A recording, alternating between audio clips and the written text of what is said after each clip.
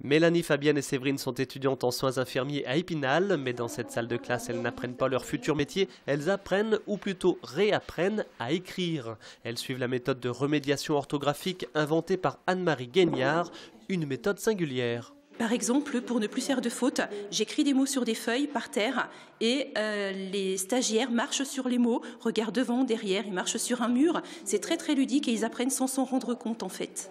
Une approche ludique qui analyse également la phrase à l'envers, c'est-à-dire du point jusqu'à la majuscule, afin de s'arrêter sur chaque mot.